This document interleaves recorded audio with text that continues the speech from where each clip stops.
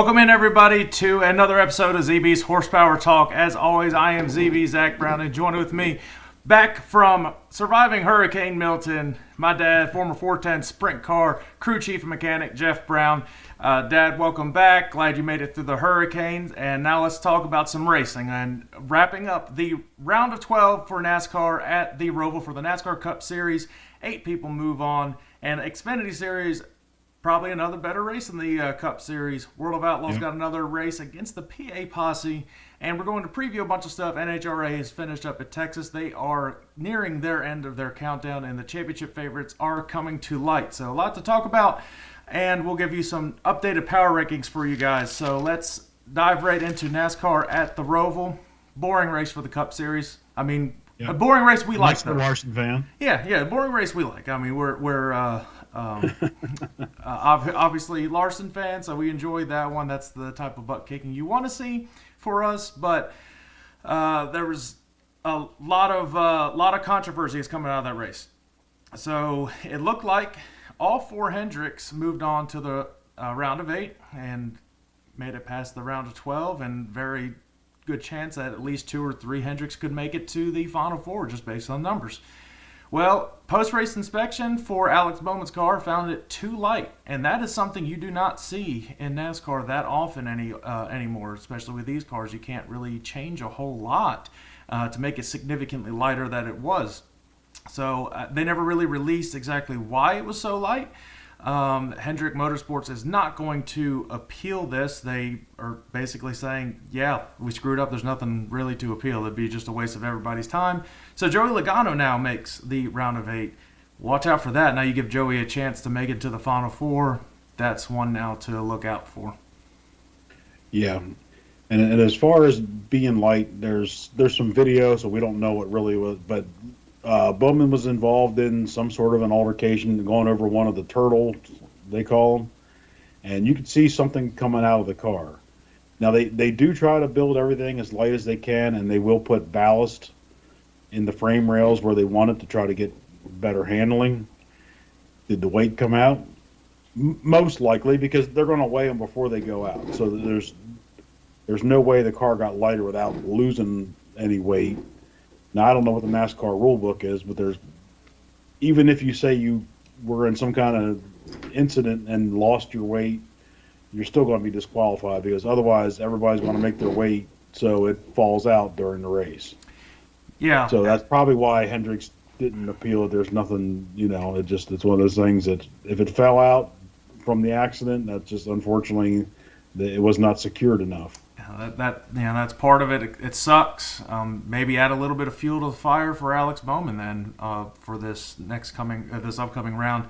I think it was going to be a good round. I think it's going to be a good round for all of Hendrick Motorsports and the Toyotas. You've got 2 mile-and-a-half tracks, traditional mile-and-a-half tracks, and so you see Hendrick versus Toyota likely, like you've been seeing, and then you've got Martinsville, and Hendrick is very good at Martinsville all the time, especially from the spring, and so you could very well seen good potential that all 4 Hendricks could make the championship 4. Not now, obviously, but there's a shot. Now let's talk about the Xfinity race. That was some excitement, some drama, really big drama at the end for the race. It looked like Parker Kligerman had it. I even texted you. I said, "Good for Parker." I was listening to it on the radio, and I was pulling into work when all this was happening, so I had to. I turned it off. I thought Parker won. Next thing I know, I pulled up NASCAR's Facebook. It says, "Oh, Sam Mayer gets the win." I'm like, "What?" I did not even realize that the caution came out literally inches before Parker Kligerman took the white flag. So that sucks for him. That was going to be his first ever win. This is last year. He would have had a shot at the championship if he moved on. It just sucks that it happened to him. He's a really humble guy, really good guy, and I like him on NBC on the Cup Series as well. So that's it's a shame. Yeah, that was kind of a bullshit call. NASCAR held that caution almost an entire lap. If you're going to do it I figured they're just going to hold it till he gets the white flag.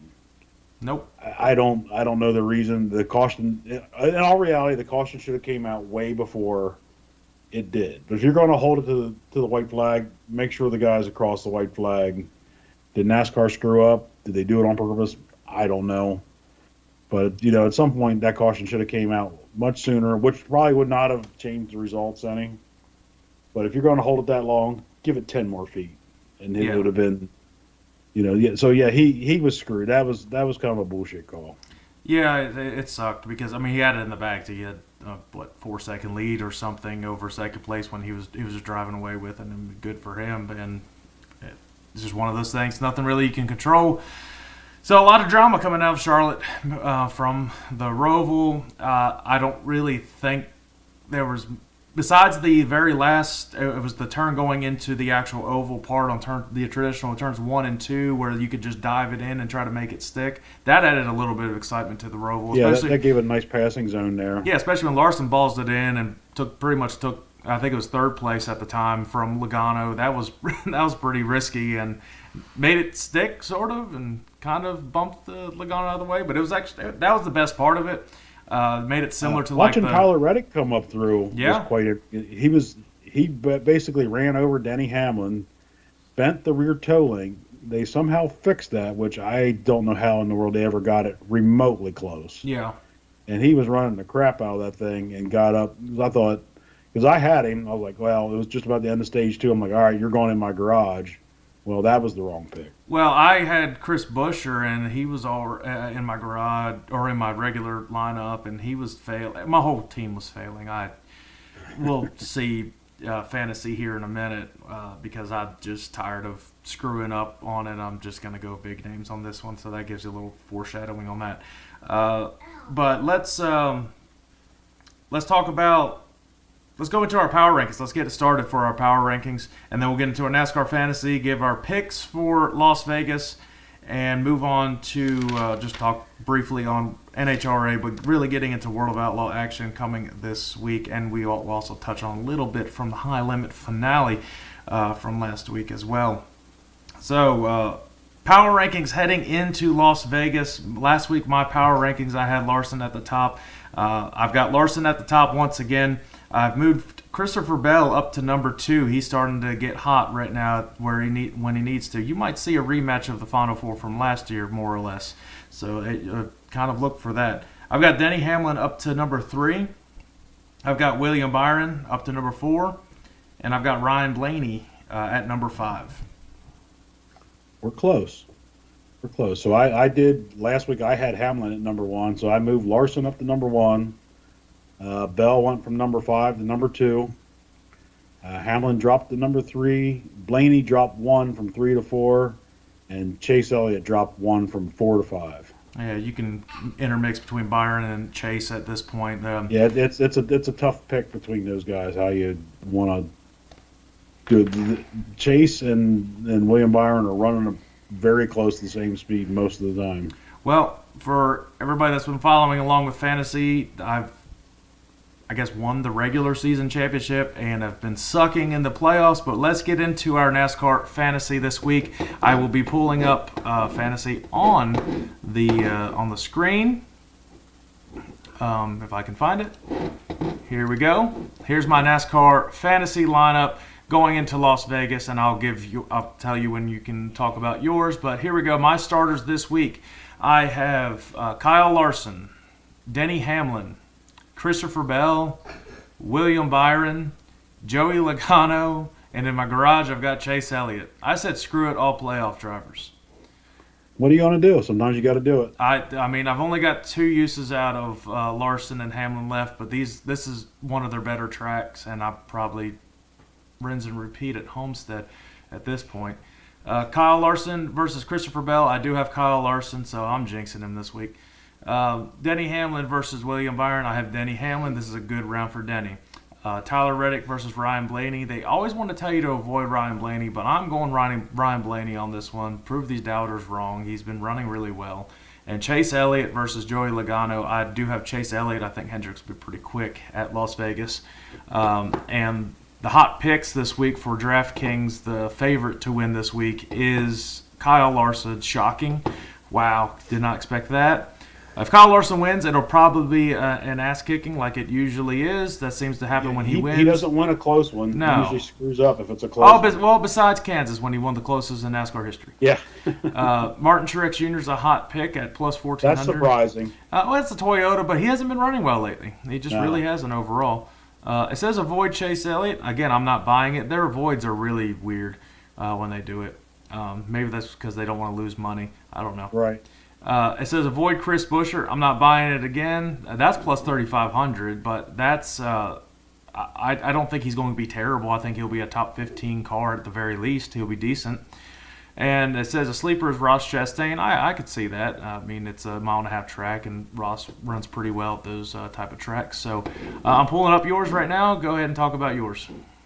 All right. So we are going to be different this week, so maybe we can actually gain some points on each other or whatever. So I have Joey Logano, Kyle Busch. Hard to go against him at his home track. Mm-hmm. I kept Ty Gibbs in. He killed me last week, so he's not. Well, he had transmission issues. It wasn't really his fault. Yeah, so I left. Can't go wrong against Larson. I do have William Byron in my garage. I got a tough backup there at Tyler Reddick. So that's something happens. Yep.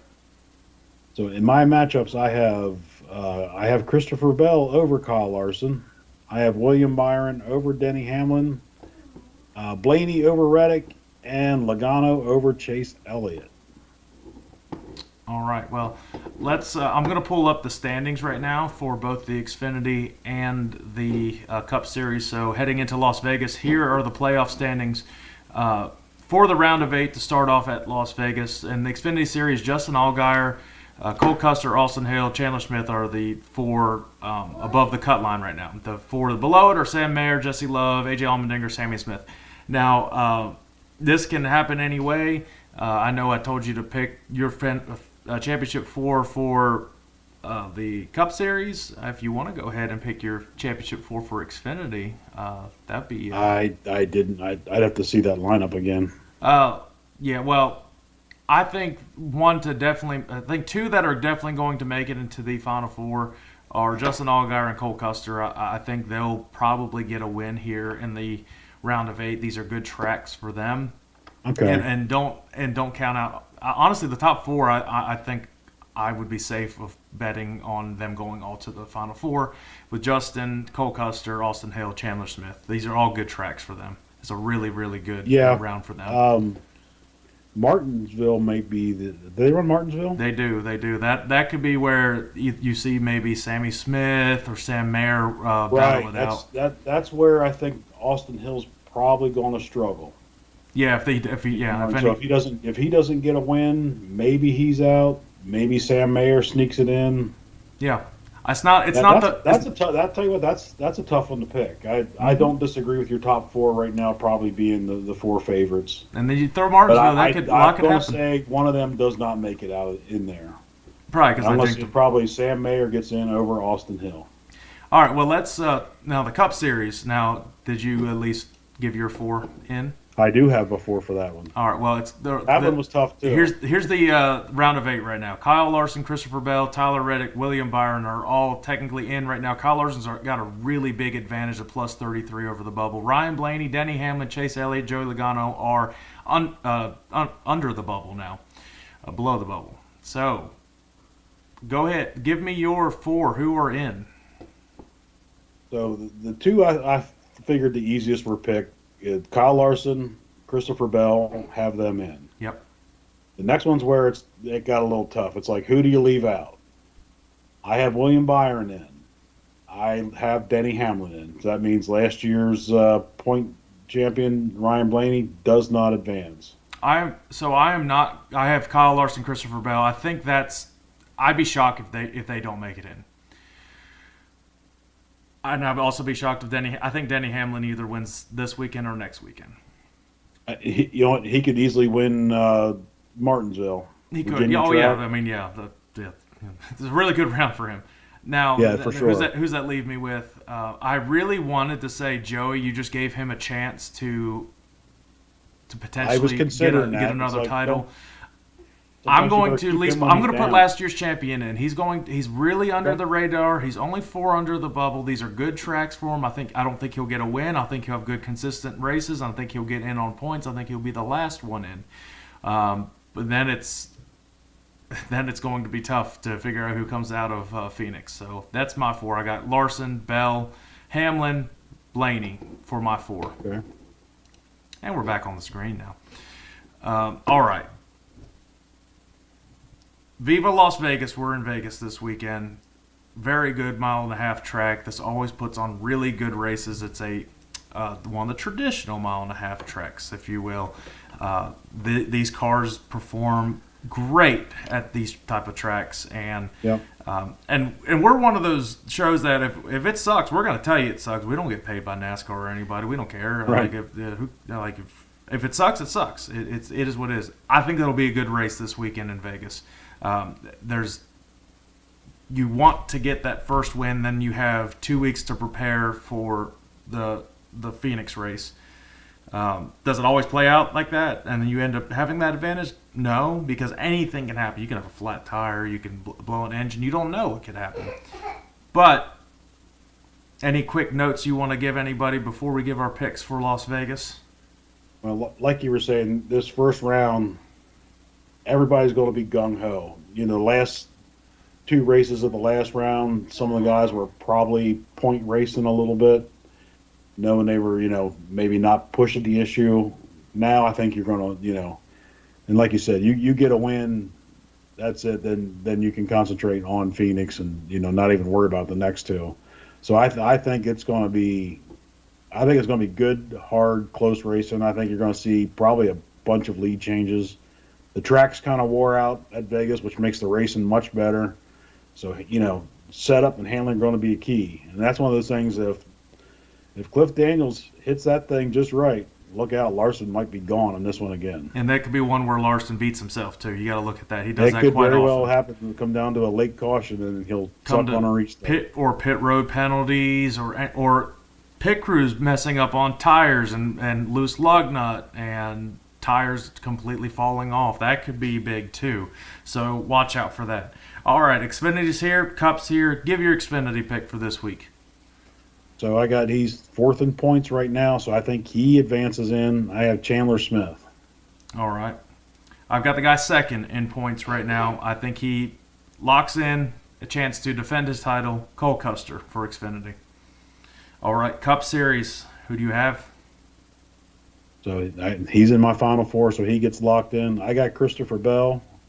Mom's pick, she picks local Las Vegas guy, Kyle Busch. Well, He's only got a handful of races left to get a win this year, so he's been fast. I've got the guy that I have in my final 4. He's under the cut line right now. I think this is a great round for him, probably the best possible round he could have. I have Denny Hamlin locking into Phoenix. I don't want to jinx anything. That's why you're not going to see me say anything. And I think he locks in. And I think if Larson doesn't get a win this round, I'd be shocked. But I think he can make it on points at the very, very least. Yeah, he's already 33 ahead. He runs top 5 in this next race, and he's all probably but locked in. Yeah, well, you got to get 2 solid finishes. He's in. 2 top 10 finishes for sure is going to get you in. Stage points are huge too if you get stage points. Yeah. Let's touch on NHRA real quick. The championship is getting a little bit crazy now in NHRA. Justin Ashley gets a win in Top Fuel. That now he's the points leader, and that is I didn't expect that right now. Shocker, Austin Prock still in the points lead with Funny Car. I think the biggest surprise this weekend was Jake Coughlin getting a win in Pro Stock. Yeah, he's good for about 1 or 2 wins a year. That's an elite car. They're all basically the same cars anymore. Pro Stock, I used to really like Pro Stock. Now it's all just the same. We have elite versus KB. I mean, that's Elite's got 10 cars in it now. Even the Fords of the Quadras are all elite motorsports. So it's kind of I don't like bring back the hood scoops. I'm old school. I want to see the big hood scoops on those things. But Matt Hagan winning Funny Car, he's probably the only one that can run with Austin Prock right now. I think Austin Brock's too far ahead for anybody to touch I, him at this I point. agree. I But don't I think think. he's the only one that's fast enough And to Gage even. Herrera extends his lead in motorcycles. Matt Smith had a strong run against him for the championship closing in. I don't think it's going to happen though. I don't foresee Gage struggling too often. But how about Gianna? She's making several semifinal appearances now. Yeah. She had to go against Gage, so the last couple she had to go against Gage, and then she had to go against Matt Smith. So I'm like, well, sorry. Well, yeah, you're going to have to go through one of them to get to a final. So Yeah, but very impressive stuff. She's finishing the year strong. She struggled earlier on in the year, but the team has really come together, come on strong towards the end. But yeah, now Antron loses the points lead because he got eliminated right away in the first round. So now Justin Ashley has the points lead in Top Fuel. So watch out for that. They are off this week, and they are back in another week or two. I've got to look at the schedule again, and we'll definitely discuss it when that comes by. And obviously we are live. If anybody wants to join in the chat, let us know who your Final Four for NASCAR is after we just talked about it. We're going to get into sprint car action right now. Touch on high limit finale. Obviously, Brad Sweet wins the championship. That's not a shocker. He had like a 300-point advantage. But the impressive thing is the 69K crew picking up Darren Pittman and heading to Texas, and they had back-to-back runner-up finishes, shots to win on both of them. It was kind of heartbreaking when they come that close. It was like, dang, they had a really good shot. Didn't get through lap traffic as good as other drivers did. It happens. So, sometimes the leader's at a disadvantage. I talk about every week. It seems like lap traffic is key. And Pittman's car was great on the bottom. I don't know if he could have moved up and tried to get around one of those. Those lap cars were just running in his groove. Yeah. And a couple times he tried getting it in a little too hard and then got it sort of pitched sideways, and that was all she wrote. Yep. Sweet got him the first night, and then Brent Marks gets him. So, that one hurts too because two Pennsylvania cars winning the one and two in the finale for high limits. Pretty awesome to see. Yeah. That was $50,000 to win. Yeah, and sure second was probably like 20 something at least. So. It could have been. They pay pretty well. It was. Let's just say it was a successful trip for them to make their way out there. They've had probably one of their best years outside of PA, traveling wise. Yeah. And we were talking about it before we went live. I expect them to go to Charlotte. Why not go to the World Finals? It's Right. You have 4 days and you have 4 chances to get 3. I think there's only one feature event. So there's including this weekend for Outlaws, there's 3 events coming up. And that transitions nicely into World of Outlaws. That's how I do things. World of Outlaws just finished up at Lincoln, so they are done with PA for the year. And I'm sorry, Sheldon. I am so sorry that I jinxed you.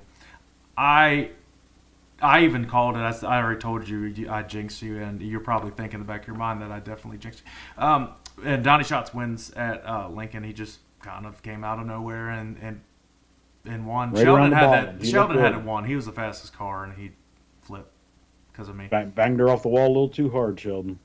Yeah, that was First thing. So my wife, your mom's big Sheldon fan. So first thing she said, like, "Did you pick Sheldon?" I'm like, "No, I didn't pick this week. We had a hurricane." I did. Yep. She didn't know that. Well, she will now. Yeah. Sorry. I didn't pick them this weekend. If that's consolation. Well, they're getting their kicks at Route 66 Speedway. What are your notes on this one? And we'll give our picks for the World of Outlaws, and that'll pretty much do it for this episode. So this is the whole racing complex. They got the NASCAR track, the drag racing, and the 3/8 third oval. It's what it's a nice dirt racing facility. It's always puts on a good show there. It's probably, and I'm hoping it gets slick because the racing's just better when it slicks out, the track widens out, then you got the multiple grooves. So and like I say every week, lap traffic is key.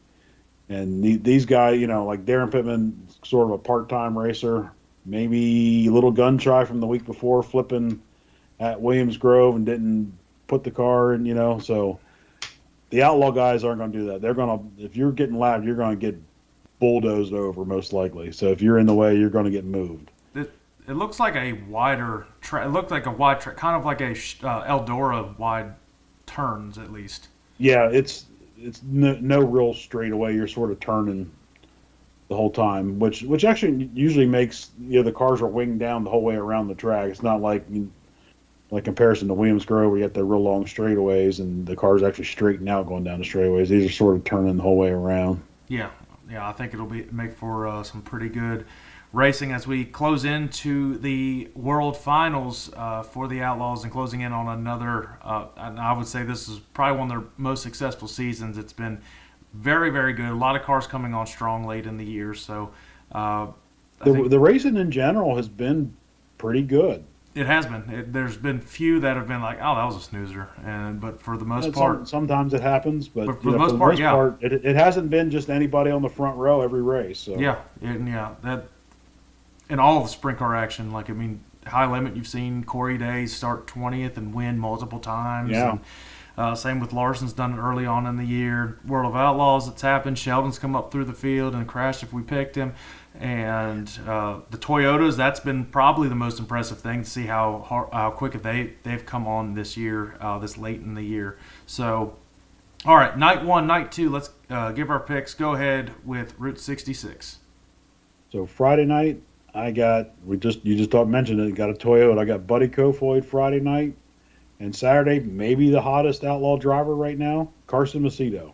All right. Well, we don't have the same picks. So my night one, I have the championship front runner, likely the champion for this year. I do have David Gravel, and night 2, I have that Toyota driver. I have Buddy Kofoid, and he's been up front pretty much every race these last 10 so races. So I expect him to be in contention. This is a bigger track. The bigger tracks, especially the second night, the Toyotas, at least wider tracks, the Toyotas have come on strong. I think you'll see him be able to run really high, almost banging off the wall. And I don't know how much power they make compared to the other ones, but they seemingly have something hooked up right now. One shout out would be to David Gravel's crew. He flipped at Lincoln. Yep. I don't know how many laps we're in. They bring that sucker back to the pits. They rebuild that sumbitch in about 5 minutes. Get back out there, and then I look up, and all of a sudden he's back in the top 10. Yeah, I'm not even. I mean, that is championship caliber. Yeah, well, they can't. There's not enough bad luck that happens to him that I don't think he's had a DNF this year, because of that, because they can do all that. They've done that several times this year. That's just And then who was it? Unreal. Was it Sheldon's crew or Tyler Courtney's crew did it at Knoxville, or somebody did it? They replaced the whole gears. Yeah. It was the gears. I can't remember who it was, but they changed the whole gears out within 2 minutes. I'm like, how? Those were hot. They didn't even have gloves on. They were like, oh, screw it, nah. Like, they shredded the gears. I'm like, there's no way that thing's ever going to run again. The gears just don't break. Yeah, it broke. Yeah, no problem. They did it out on the track on a red flag. That's crazy. Yeah. All right, well, I think it does it for this week. Make sure you guys comment, like, follow, subscribe, anywhere you get this. Make sure share it if you're watching this on X. Share it if you're watching on YouTube. We're going to start doing this from now on. I like it. Makes it easier to edit too, so that's one less thing I have to worry about. But going live, I like where we could chat with people. So if you get the word out, you can join in the chat. Even if you're on X, it'll join the chat on here, so I can actually check that out. So comment when you're watching it, and give us your picks for who you think are going to make the championship four and NASCARs. I think it's about to get exciting here. And hopefully we didn't jinx too many people this week. So follow on all social media platforms as well. So we'll see you guys next week.